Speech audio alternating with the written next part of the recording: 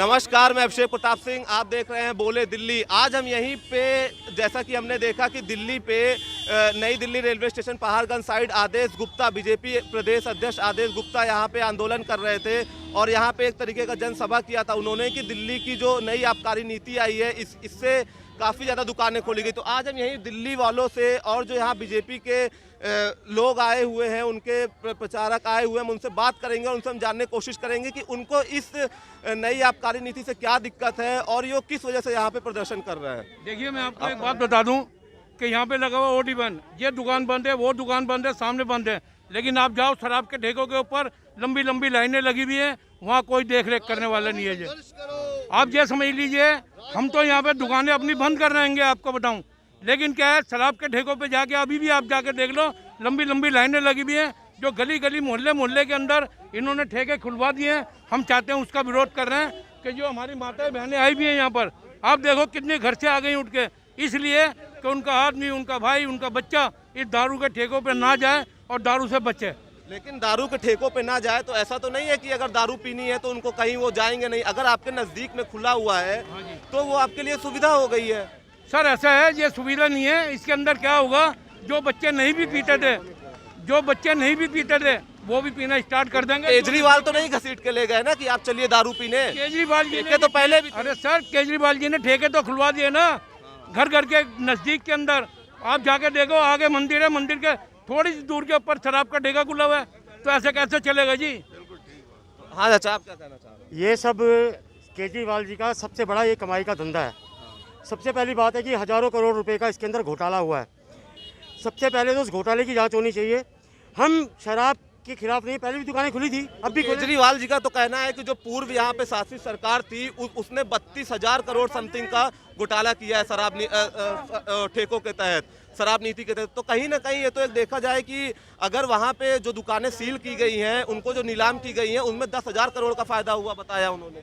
हाँ, ऐसा है जी कि उन्होंने कहा कि अगर वो ये कहते हैं कि 32,000 करोड़ का बीजेपी ने या अपोजिशन पार्टी ने किसी ने भी खाया हो, मैं किसी पार्टी से रिलेटेड नहीं हूँ, मैं एक हिंदू संगठन का व्यक्ति हूँ, पहाड़ी हिंदू रक्षा दल का अधिकारी हूँ मैं यहाँ का, और उसके नाते मैं ये कहना चाहता हूँ कि रिहायशी इलाकों के अंदर इन्होंने जो खोले हैं उससे बहन बेटियों का गुजरना वहाँ पर मुश्किल हो गया है। वहाँ पर शराब पी के लोग लुढ़ के पड़े मिलते हैं नालियों के अंदर। हमें कोई आपत्ति नहीं है, वो 32 करोड़ कमाए, आप 35 कमाओ।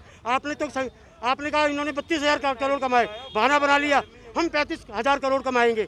मतलब यही है ना उनके कहने का कि 32,000 वो कमा के ले गए, 35,000 करोड़ हम कमा लेंगे। तो यानी कि कुल मिला के मरना किसने, जनता ने। वैसे मरेगी पैसे दे के, वरना शराब पी के मरेगी, मारना है। आइए हम और कुछ लोगों से बात करेंगे, आखिर उनका क्या कहना है। तो भैया, आप जैसे यहाँ पे आज आए हुए थे, बीजेपी के समर्थक हमको लग रहे हैं, तो ऐसी क्या दिक्कत है आपको, क्या ऐसा महसूस हो रहा है जिसकी वजह से आपका आज आप यहाँ पे प्रदर्शन करने के लिए आए हुए हैं?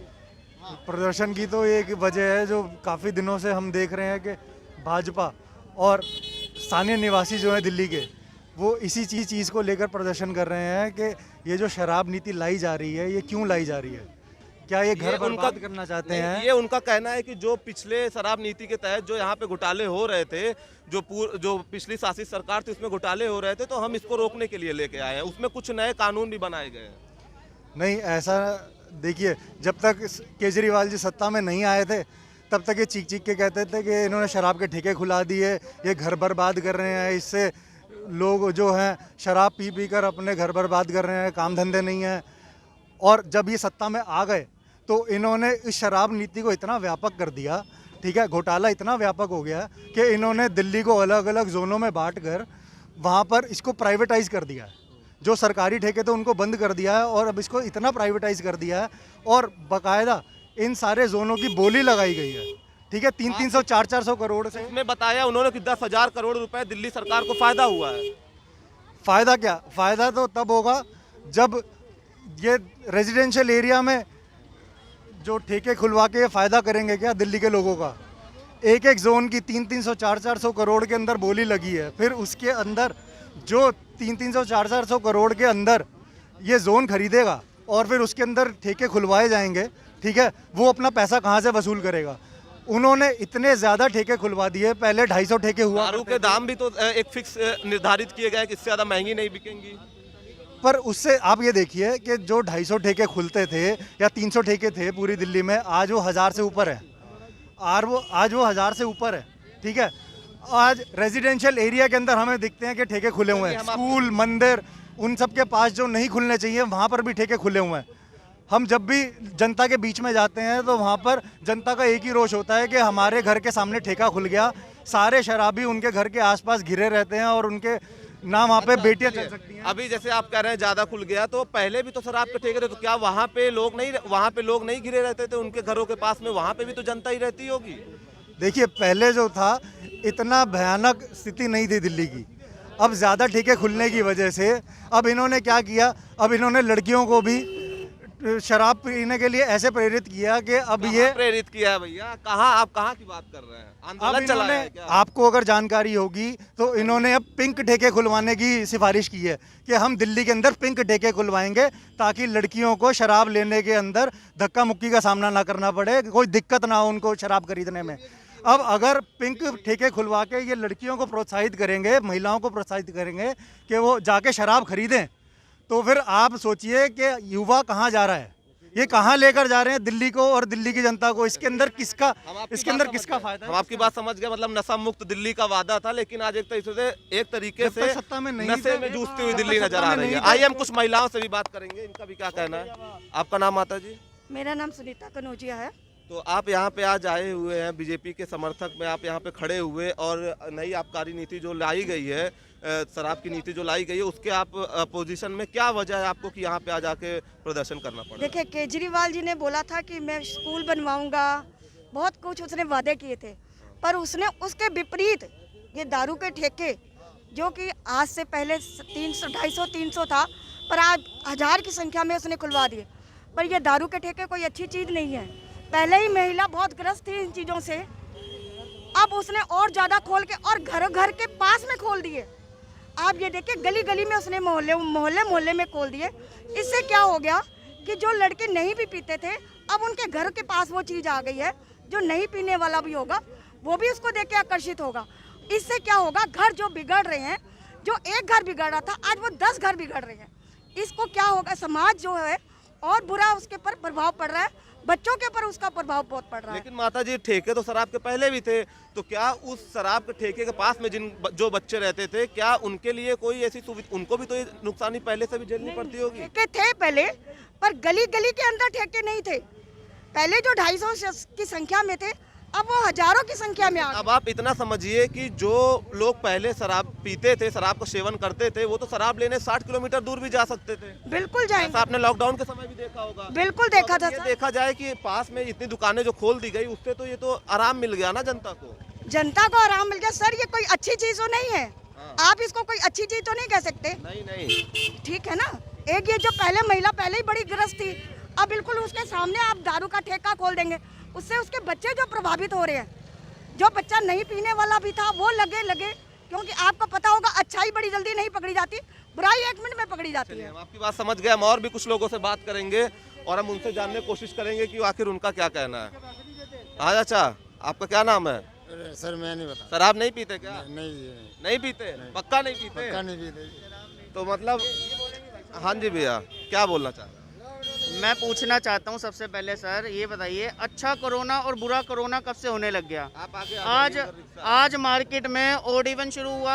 आज ही एक नई घोषणा हुई है कि बार रेस्टोरेंट बंद कर दिए गए। मैं एक रेस्टोरेंट का व्यापारी हूँ, लेकिन ठेकों पर कोई कोरोना नहीं है। कहीं पर ठेकों पर ऐसी कोई भी अभी तक गाइडलाइन नहीं है कि ठेके बंद होंगे। दिल्ली की प्रदूषित सरकार ने, दिल्ली के मुख्य विज्ञापन मंत्री ने, केजरीवाल ने दिल्ली में इतने ठेके खुलवा दिए हैं। अब लोगों का कहना है, मानना है कि उसने इसमें जो अधेड़ पैसा कमाया उसको पंजाब इलेक्शन में लगाना है। एक मिनट, दिल्ली में वो पैसा केजरीवाल ने नहीं कमाया है, वो दिल्ली सरकार ने कमाया है। दिल्ली सरकार ने कमाया। केजरीवाल के पर्सनल खाते में नहीं जाएगा सर। दिल्ली सरकार को अपना रेवेन्यू इकट्ठा करने के लिए दिल्ली की और भारत की संस्कृति से कोई लेना देना नहीं है। सबसे पहले दिल्ली में हुआ वायु प्रदूषण। आपने देखा कि सांस लेने में, आज हम शराब नीति पे बात कर रहे हैं। अभी आप प्रदूषण और चीजों पे हम बाद में बात मैं करेंगे। उसी पर आ रहा हूँ, आप मेरी बात सुनिए। दिल्ली में पहले हुआ वायु प्रदूषण, उसके बाद हुआ जल प्रदूषण। आपने देखा यमुना जी की हालत कैसी थी। अब तीसरा दिल्ली में इसने क्या है, सांस्कृतिक प्रदूषण। हमारी भारत की संस्कृति ऐसी नहीं थी। मैं मानता हूं कि कुछ लोग शराब जरूर पीते हैं, लेकिन उस संस्कृति को धूमिल करने का काम इसने कैसे किया? आप जाइए मोती नगर मेट्रो स्टेशन पर, देखिए सामने हनुमान जी का मंदिर है और उसके ठीक सामने उसने ठेका खुलवा दिया। हम अपने देश में अपनी संस्कृति को नहीं बचा पा रहे। इन्होंने ठेके खुलवा करके पूरी दिल्ली में ऐसा काम किया है कि युवा आज शराब की ओर आकर्षित हो रहा है।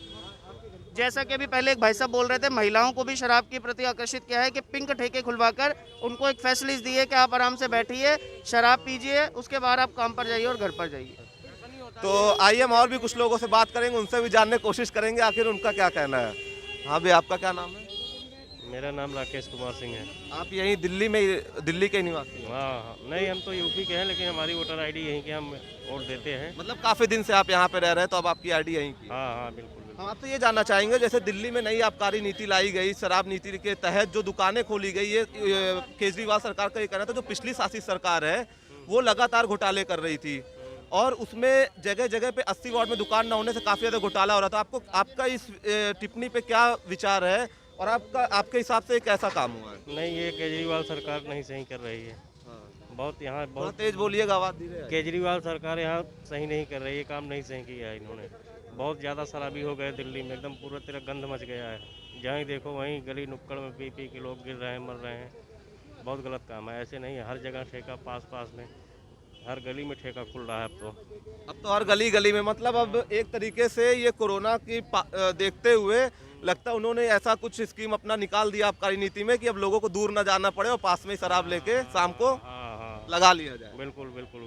तो जैसा कि आपने देखा, हम इसमें आप कह सकते हैं कि ये बीजेपी के समर्थक हैं, आप कह सकते हैं कि ये दिल्ली की जनता है, लेकिन कहीं ना कहीं अगर इनको बीजेपी से अलग करके देखा जाए तो ये एक आम आदमी है जिनकी अपनी एक भावना है, सद्भावना है और अपने परिवार को लेके, अपने प्रदेश को लेके इनका कहीं ना कहीं ये चिंता का विषय बन गया है कि जो आबकारी नीति आई है दिल्ली के शराब नीति के तहत, लगातार शराब बढ़ता हुआ नजर आ रहा है। शराब का सेवन लोग कर रहे हैं क्योंकि गली गली में आसानी से मिल जा रहा है। अगर अब तक आपने हमारा चैनल सब्सक्राइब नहीं किया तो सब्सक्राइब करें, लाइक करें, ज़्यादा से ज़्यादा शेयर करें। धन्यवाद।